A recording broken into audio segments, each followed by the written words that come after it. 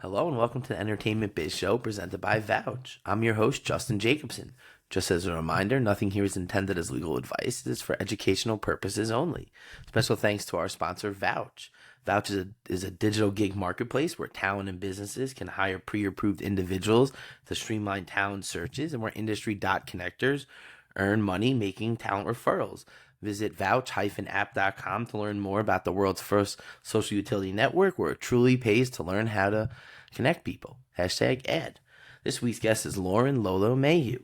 She is an international DJ, actress, and content creator who has starred in Showtime's Dexter, CSI, Law and Order, Fox's 911, NBC's Blacklist, and CBS's FBI Most Wanted. Prior to that, she was signed to Epic Sony Records, and she acted as an opening act for Britney Spears, Katy Perry, and Destiny's Child, as well as opened for Aerosmith at the Super Bowl. And previously, she was a ring announcer and national anthem singer for WWE SmackDown, in addition to working with ECW. So thanks for joining us. It's quite an accomplished career. I usually get some pretty good people, but we really leveled the bar up here. Oh, thank you. So let's kind of start back on this journey. So tell us about Sure. your work as a musician. Why'd you kind of first get involved, and how that all kind of started. So I started singing, I feel like, when I was walking, basically. I started off in musical theater as I was a kid. I actually booked a Broadway play when I was young, the Broadway play of Showboat, but at the same time, I had booked a TV show called The Reppies that was a kids show, and it incorporated music into it. So it was kind of like music and acting, fused. And at the time, the TV show was filming in Florida, which is where I was born and raised. And the Showboat was obviously in Manhattan in New York City. So that my parents didn't have to uproot their lives and my sister's life, I ended up taking the television show route and declining the Broadway opportunity. And I think that kind of like set the trajectory for a while because I haven't done a lot of theater since. I do miss the live stage. I get a lot of it, I guess, in terms of when I was performing with my band with PYT, when I was opening for Britney and NSYNC and a lot of the things that you're mentioning. And then also now as a DJ, because I tour internationally and perform all over. But yeah, that may be a foray that I go back into at some point. But I'm definitely very grateful for the opportunity that I had with the Reppies because I was able to do 64 episodes as a child actor on PBS. And yeah, from Florida. So nobody had to move. And my So, sister stayed at the school she was at, all the things. So everybody won. well, yeah. So, what was that like, kind of being a child that kind of obviously having the traditional childhood where playing with friends and preschool, etc., and then also obviously, like you said, being on a PBS show and being on set and Yeah. It was pretty crazy because I missed a lot of school. I mean, and I think that's one thing that's, difficult because when you're a kid, everything about is about like, what happened yesterday or what happened this week. When you're constantly gone, it's hard to kind of always be in the know. I felt like I was the new kid over and over and over again. It was a very weird feeling. But I wouldn't have changed it for the world because I had an opportunity that I'd say so little percent of the population ever gets to experience. And one other thing that was actually really cool. So all my family are from a medical background. My dad's an orthopedic surgeon. My mom was a head ER nurse. And so my mom, I was pretty young at the time. I think I was like 10 years old. So obviously I had a tutor on set to keep up with my studies because my parents didn't want to take me out of regular school. So I had a tutor while I was on set, and then I went back to private school when I was able to. But it was cool because my mom was actually the on-set nurse. So she wasn't just there as my mom, but was also getting paid to be there as like part of the crew. so that's awesome. So that kind of lets Yeah. you kind of feel like you weren't just kind of out there alone all the time. Yeah, Also, for sure. I mean, 100%. Like having my mom there was absolutely amazing. But I would also go back to regular school whenever I could, which I think was important. I think that was a good choice that my parents made because it definitely allowed me to still experience, normal kid life and have normal kid friends. And yeah, I think it was the best choice for right? And they sure. got to just see their friend on TV. Yeah, exactly. So what was it like, we kind of talked about being in PYT. What was that like, kind of being signed to a major label and kind of touring with some of the biggest acts, very early on? I mean, it was very cool. I think that it happened so quickly. The girls who were in the band with me, were actually my best friends. We weren't like a pre-manufactured group that was put together. We actually were in this kind of like live version of a Mickey Mouse Club, except where it was all girls. And we toured and performed around at like fairs and festivals and different places and corporate events all over the state of Florida. So that's actually how I met them. And then one of the girls had found this contest in a magazine saying, become a pop diva. And we were like, yeah, that sounds awesome. Let's do that. So we ended up, before we even got to submit to the contest in the magazine, we had an opportunity to meet with the heads of Sony for Epic, and we took a meeting with them in Orlando at the Peabody Hotel. It's crazy, like the details that you remember, but we performed for these two A&R executives. We each sang solo, sang together, and then I remember these, two gentlemen giving us the most scary lecture about the music industry that I've ever heard in my life. And I thought, well, that's it. We didn't get that. And then the next day they called and they were like, okay, you're signed. We need you to like start popping out some singles ASAP because within a month you're going to be on tour with Britney Spears. And we were like, wait, what? So from inception of finding the contest and the magazine to getting signed and being out on tour with Britney Spears was like a month. It was crazy. Wow. Yeah. Right? That's just kind of like that viral sensation. They just knew. Yeah, I guess so. So what was it like kind of, opening and acting at some of these like big arenas and, the places you were performing at? It's definitely quite a trip to be so young and be able to, go up to a crowd of 30,000 people and be like, "This is great," and everyone's like Oh my losing their God. minds. Definitely very trippy to have that sort of power as a 12 or 13-year-old girl. And then even trippier to go back to your high school where no one thinks it's cool at all. And Right. everyone, you wear like, some crazy armband or like, I had all these random, I don't know, like jewelry things or accent things that were kind of like my thing, if you will, that I would wear on stage. And then I'd go to school and people would be like, what is that? Why are you wearing that? I'm like, it was cool last night. I swear you should have seen the 30,000 people chanting our name. All right, I'll take it off. Like, but Right. it's It's so like all funny we want to how, be is cool to our like hometown friends that mean right? nothing in the real world Right? ever. It's so crazy. I'd come back and, just get made fun of left and right for all of the things. But I mean, on one hand, it wasn't like they were immune. Like Britney Spears and NSYNC was cool no matter where you lived in, the United States. So I think they recognized that to some level, but also at another level, they kind of definitely Haters did a gonna good. hate, right? That's Haters what it gonna is. hate. They gonna hate, and they did a good job kind of bringing me back down to earth. I was like, okay, I get it. Like, not a big deal here. Right. So how did kind of your musical career grow and evolve over time, right? You kind of started there and to where you are now. Well, the next step after that was I started writing music. So I left the band at around like 16, 17 years old, and I started writing songs for film and TV and commercials and things like that. And that became a big part of like my life and what I did. So I've now licensed probably, I don't know, close to 300 songs or something like that since then.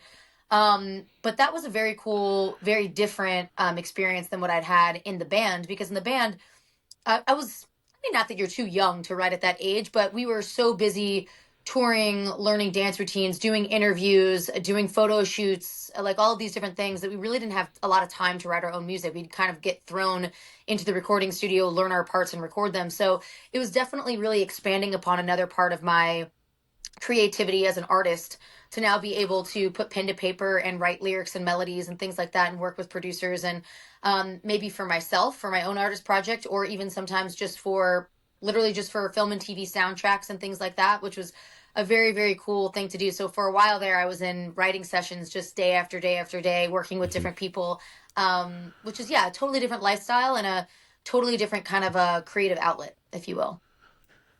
Amazing. So how did you kind of, I know you said you expanded into the TV show, how did that kind of area grow? Motion picture stuff and more television So I'd been opportunities. acting before PYT. I had mentioned about the Reppies, the kids show that I was on. I also did a soap opera that I was on for 2 years that I filmed in New York called Guiding Light.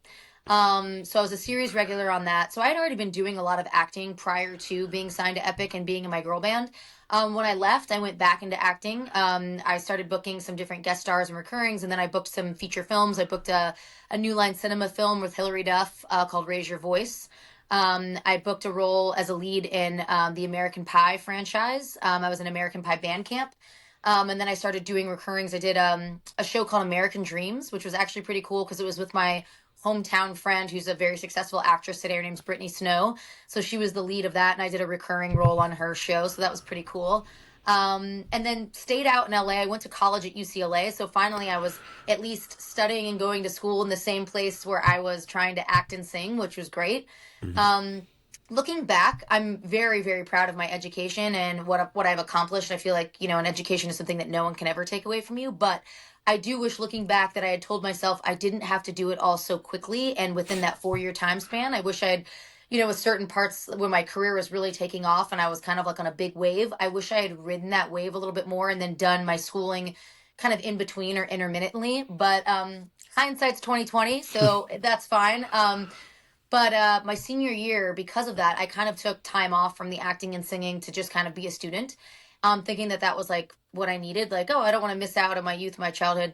And I graduated and I was really depressed because I had done all my education and all my pre-med prereqs. I had a communications major and a Spanish minor. I speak pretty fluent Spanish, which a lot of people don't know, but I didn't um, know that. Well, yeah, yeah. And so I actually booked like a national commercial for McDonald's in Spanish and a couple other things. I mean, I'm definitely not as articulate as I am in English by any means. It's for sure a secondary language for me, but yeah, I can easily conversate. But so yeah, when I graduated, I was pretty depressed because I was like, man, I don't want to be a doctor. I've spent all this time, 4 years studying to become one. And while simultaneously trying to act and sing and all this other stuff, basically trying to be Superwoman and do everything. And I found myself kind of in a place being like, all right, I'm just open for any opportunity because I really miss being in front of the camera and performing and all this sort of thing. So I had an opportunity at the time. My commercial agent actually called me and said, hey, we had this audition. There's an opportunity to be a ring announcer, a national anthem singer for the WWE.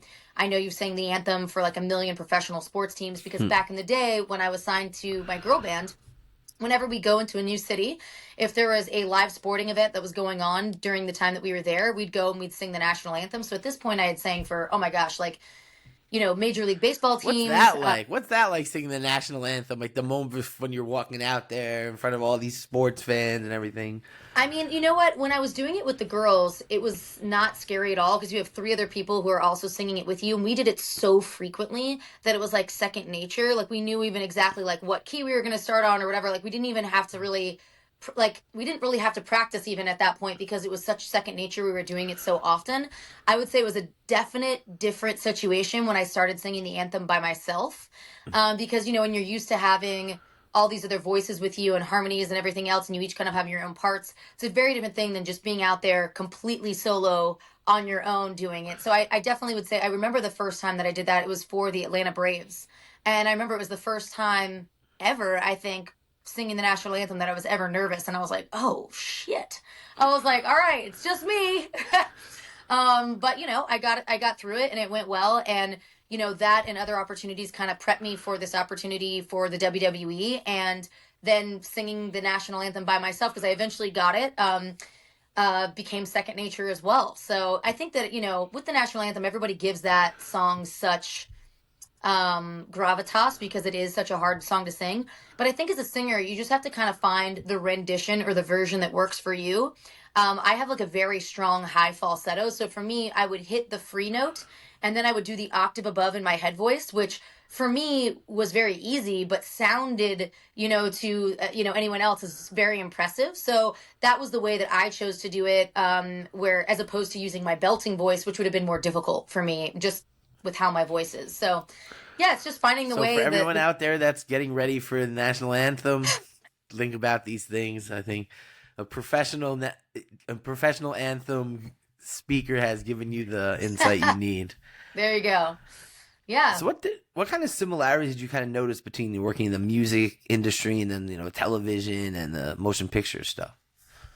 There's not And a then lot of similarities, differences. to be honest. To be honest, I'd say that the only similarity I see is that you're going to get rejected in both a lot more than you're going to get accepted, which is fine. I mean, at the end of the day, all people see are all the successes. So, only you feel or can choose to carry with you or let go those failures. And I don't even want to call it a failure because sometimes you can give your best performance and it has nothing to do with you. It could be because, they just, I don't know, wanted a blonde or decided, to change the character to a guy or who knows. So a lot of times it's not personal, although it feels like it is.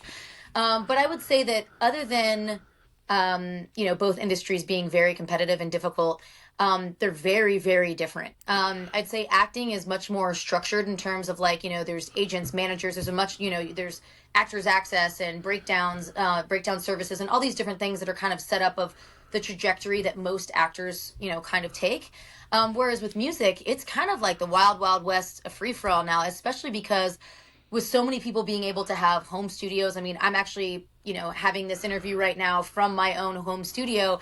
You can have like an entire studio on your laptop and just buy plugins and things like that and, get a nice mic and, create a soundproof room and make really amazing sounding records. I'd say a lot of people do make famous songs in that sort of environment. At the same note, you can self-release these days. That you can. There's so many ways. You have social media or YouTube or Instagram or TikTok to create viral songs or viral videos. So there's not just one way or path to kind of get there. Now, obviously, there's music managers, music attorneys, music agents, and bookers, and all these things or whatever as well. But there's also a lot of artists that do it on their own. So on my acting side, I have representation for everything basically right now. But on the music side, I'm actually currently looking for a new music manager and music booker. I've had, great representation in the past. And unfortunately, my music booker took over a position as a talent buyer for a very big hospitality brand, which is an amazing stride and leap for her. And, I think we'll be able to work together a lot in the future. But unfortunately, because of that, she doesn't have the time to work with me day to day for booking me. So in the interim, I've kind of been taking my own advice and doing that myself. And while it's definitely possible, and I'm here living proof that it is, there's also only so much time in a day. So I feel like it's nicer to bring on a great team, give a piece of the pie away, and be able to focus more on your craft and on creating, what's going to give you the longevity in your career. Right. I think that's a great point. As I was talking with someone else about this, where it's like you said, like you want to work on your craft, like the things that are mattering to you, because at the end of the day, that's what's going to make you succeed. Intake and back and forth and sending the copy and like some of the stuff that goes into executing a deal or is just not necessary, right? Like making sure that the specs are there and that you have what you need in the green room and like some of the more legit, like booking the hotels and flights and Ubers, like some of this more tedious stuff, like it needs to be done, but like you don't need to spend an hour and a half booking flights and Ubers and making sure that you have the proper currency and that the Uber's there on time. Like these are, I know it's menial stuff, but it does impact what else you're doing. And For then sure, it definitely does. The higher level conversations, right? Like sometimes it's odd for you to talk numbers. You might feel uncomfortable depending on what your relationship is with the person. And let me tell you, it is never comfortable to talk numbers when really the thing that you're negotiating is you and your art and yourself. It's sometimes an inevitable thing that you have to do. Like if you're in between representation. I've also learned too that the wrong representation is also worse, in my opinion, than not having any at all. Because if you don't have a good working relationship with the person, or if it's someone that isn't a good fit and they're not bringing opportunities to the table, then you end up giving a big chunk of the change away to someone, and having to do a lot of that work that you just mentioned yourself anyway. And that's really the worst case scenario. So, I am wanting to make the right decision and the right move with a new company or individual, but it has to be the right one. I definitely don't want to just jump into a situation and then have to jump right out of it. So I'm trying to be very cognizant and purposeful about that to make a good choice for me. so what do you look for? What aspiring talent out there? What do you look for when you're maybe selecting management and agent to help you? I think that's an important question to ask because so many artists out there are just jumping at any person to be able to represent them. They always feel like almost like they're auditioning for the manager, for the agent, or for the publicist or the attorney, which in a way is also true, but they're also auditioning for you. It has to go both ways because they're supposed to be elevating your career as the artist, and that's the way that you both win, is if they're able to help put the pieces together and put the story together, to help elevate what you're already doing to another level and help you make more money, which makes them more money, et cetera, et cetera, et cetera. So for me, I'm a very proactive client, which I know a lot of artists aren't. They just want to strictly work on their their craft and really be hands off and everything else, which in a perfect world, I mean, I would as well, I guess. But at the end of the day, that's just kind of unrealistic. I think it's also though important as an artist, even if you are hands off in that, to still have an idea of like the overall arching picture of like where you want to go, what you want your trajectory to be, like where you want to be in the next year and 5 years, like, you know, what your main goals are. And that's only something that you can really answer as an artist with your reps. So, you know, some artists I think get a little bit lost where like it becomes the vision of maybe the people who are surrounding them as opposed to their own vision. So I'd say that, you know, one, I just look at how well do I click with this person? You know, is it easy to converse with them? Do I feel comfortable with them? Two, I kind of look at their track record. Who else do they represent? You know, what have they done for those people? Then three, I also ask them like specifically, hey, do you have time for me? Like, do you have time and space? Like, what makes you want to take on a new client right now? How do I differentiate from the rest of the people that are in your, you know, in your portfolio, and how are you going to pitch me differently from these other people? And then I think lastly, I just kind of ask, you know, where do you feel your connections and your relationships are the strongest? Is it in helping me find other producers or DJs to collaborate with? Is it with labels or with publishing and licensing deals?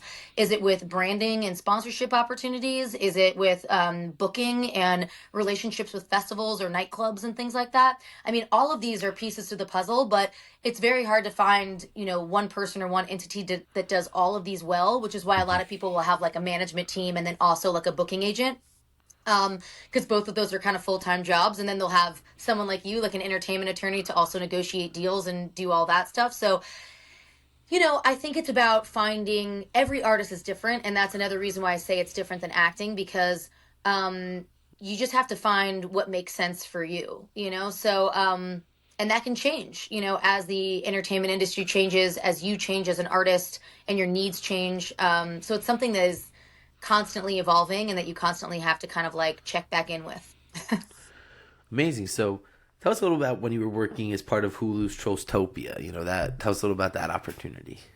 That was so cool. So at that point, I had moved from LA to New York, and I was living in New York, and I had started doing a bunch of voiceovers for Buckwald. That was my agency at the time, and I had done a bunch of like commercials. I'd done some animation. I actually had done this really cool animated series called Blog Girls for Ashton Kutcher and his production company in LA. So I had a good amount of like, I guess, experience or back.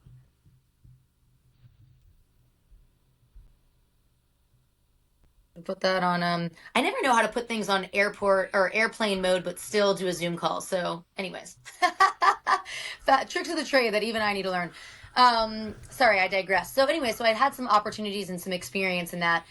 So I auditioned for a role for Trollstopia, which is a spinoff of the series or the movies Trolls franchise that DreamWorks has done with Justin Timberlake and Anna McKendrick.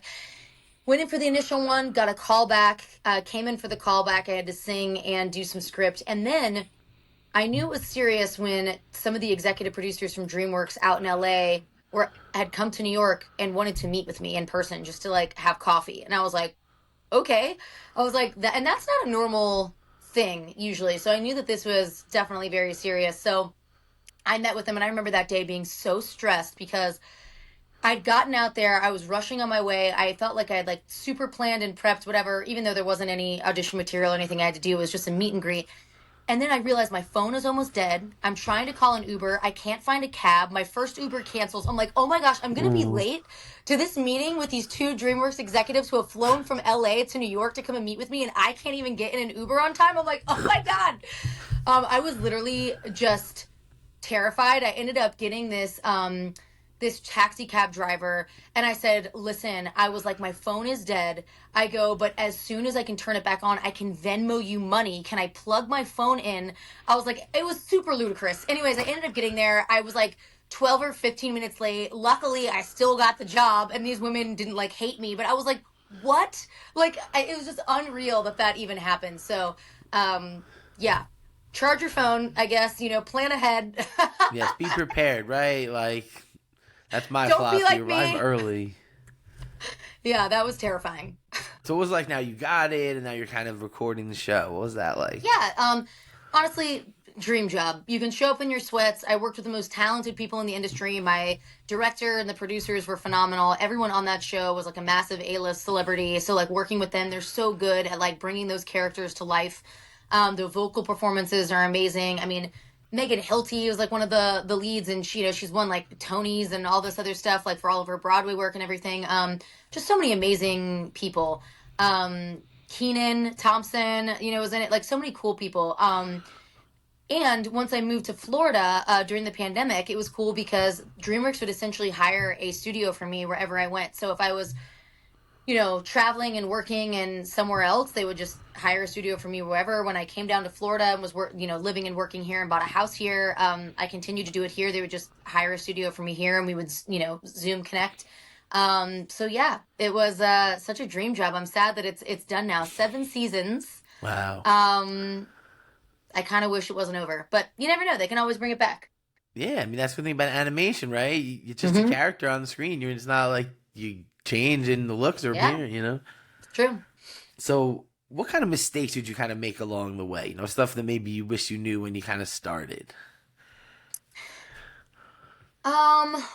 Well, like one I said about like going to college, I'm glad that I went, but I wish that I had given myself some space to like take my time to finish and to focus on like, you know, our industry so much is about a momentum and, you know, Exactly. riding that wave. And I had momentum at so many points in my career that I put kind of like a dead halt to by trying to do these other things.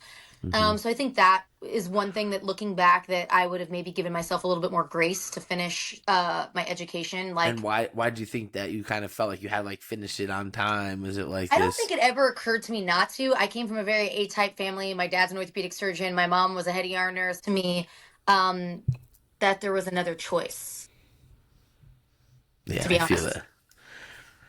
So yeah, so I mean, what advice do you have for people that are kind of trying to follow in your path? You know, kind of be a musician, maybe starting at an early age. Oh man.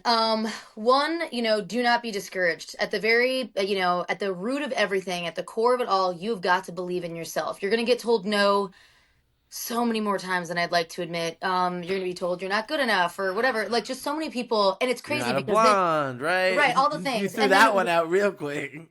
well, I mean, you know, I've been every color, hair color, I feel like. So, I mean, that's irrelevant. But it always feels like, you know, whatever hair color you are, it's the other hair color that they want. But no, I would just say that, you know in your heart that you have what it takes to make it, and that one person's opinion is just that. It's just their opinion. And it's so funny how when something changes and when you get like a big role in a TV show or a film, or you have a big single that pops off and kills it on Spotify or whatever, how those people immediately come running back being like, "Oh, hey, like, yeah, maybe Like we I should work always knew. together." And it's like, "Oh, really?" Mhm. You know, so don't, and also like don't burn bridges and don't be bitter about stuff like that because it's very easy, I feel like, you know, when you're championing yourself in your own career, that the naysayers, the people who didn't help you on the way or didn't believe in you, it's very easy, I think, to feel like, oh, well, you didn't believe in me, why now? But also, too, like, you never know. First of all, everyone's going through their own shit. Second of all, situations and cases change. And also, third of all, this is show business, you know? And if you really want to succeed, you can't take everything that personally and that much to heart. And I know it's easier said than done because I've definitely had my own moments where I'm like, man, that really hurt or that really got to me. But I try to keep an open mind because just because someone said no before or it didn't work out the first time doesn't mean that that person isn't going to be the answer to potentially take your, you know, career to skyrocket levels the second time around. You just never know. So I would say don't hold anything like that against, I mean, obviously if people are mean to you, that's a whole separate situation. But if people are respectfully passing or saying no, just know that that is what it is. Like it doesn't necessarily mean it's no forever. It's potentially just a no for now.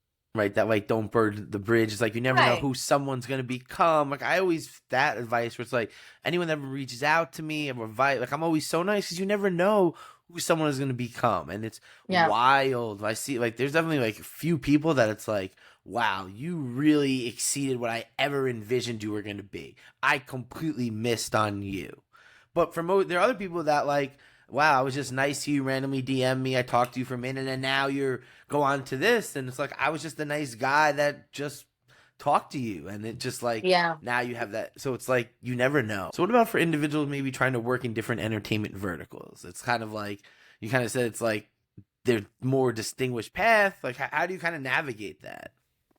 You mean if people are acting as opposed to singing, as opposed to Yeah, like VO if you're kind work? of wanting to be this multifaceted talent, right? Where like you're an actress, you're also a musician, touring DJ. Like you're not just I'm an actress, I'm a musician. Like So there's two different ways to look at this. Some people will tell you focus on one thing and become really great at that one thing and then kind of branch out from there. But, another way of looking at it is a lot of those people who just focus on the one thing, it takes a hot second to get to the point where that's your career, that's your livelihood, that's how you're supporting yourself, all these other things. And a lot of those people have secondary jobs that take them away from their creativity. I always looked at it as, yes, I did multiple things. Like I was acting and singing and doing voiceover work and other things all at the same time. But I never had a 9 to 5 job. I've never worked a day in my life outside of entertainment. And for me, I'd prefer to be within the realm of like what I'm wanting to do, because I feel like all of these things, even if music isn't acting, which isn't hosting, which isn't voiceover work, they're all in the same world, more so now than they ever were before. Because before I felt like people always wanted to put me in a box, like, well, do you sing or do you act? I'm like, I know this is crazy, but I do both. And I think now people are it's much more so a environment in entertainment. The entertainment industry has changed so that it kind of embraces people who are more of a brand, who are able to do multiple different things, and it kind of celebrates those people. Because nowadays, if you get a record deal and you're able to act and be on a TV show to promote your record, like most record labels would see that as a massive positive, and kind of vice versa too. Like if you can host, but also there's a lot of ways there's kind of cross. Like during this conversation, I swear I've gotten 5 phone calls. the life of the That's how entertainment it biz, always right? Like I is. started out the Yep. interview for I'm everyone. blowing up. I'm I blowing told up. you she's top flight. We can't even get through 10 minutes without that. So this will be a good one. This will be part of history. I like That's it. fine. I feel like it's all it's real life. This is what's really Yeah, like happening. this is what So entertainment people are doing. Like I unplugged that's my other right. phone because like I don't want it to ring. Yeah, I'd say that, with just each individual, it probably is on a case by case basis. I mean, it is probably best to focus mainly on the thing that you feel like you're the strongest at. And then if you have other interests, then, start dabbling in those. And at some point, it may be that you can kind of branch out and do those multiple things as opposed to having to do one of them and then some other job that is unrelated. So I think that that's the goal, right? Is being able to just work in the field that you want to work in and support yourself doing what it is that you love. Right, and I think that's kind of the thing that I kind of with what I do. It's like, yeah, I do the entertainment, the music, the sports, the fashion. It was like they're all in this synergistic creative world. We're in New Mhm. York where musicians are actors and actors are athletes and athletes are musicians and they're fashion design and just like you're just a Yep. creator, you're creative, and I look at it that way. But that's not the way, like you said, are you a musician or are you an actor? Like it's like not a traditional thing of like, do you do music or do you do sports? It's like, well, I do music. I work with athletes that are in gaming. I work with athletes that want to do music. It athletes that have fashion brands. Like it's these different synergistic cultural things. Hmm. So what's your favorite part about being a musician, kind of doing live shows and everything?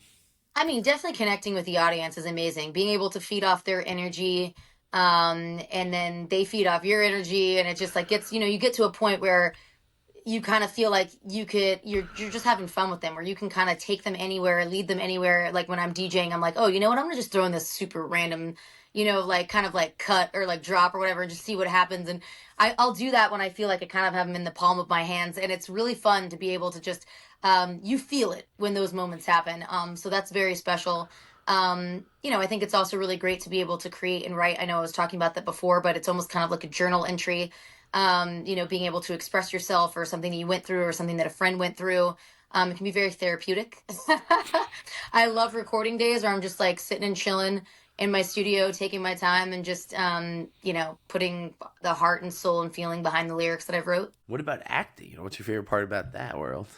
Acting, I think, is totally different because it's such a collaborative effort. I love, bringing what I bring, to the TV show or the film or the commercial or whatever it is, and then seeing the finalized product at the end that's a product of the director and the other actors and the producers and the lighting and the cinematographers. It's such a great, amazing collaborative effort between so many different talented people all coming together to do this one thing. Hmm. I think that's what makes film and acting very special.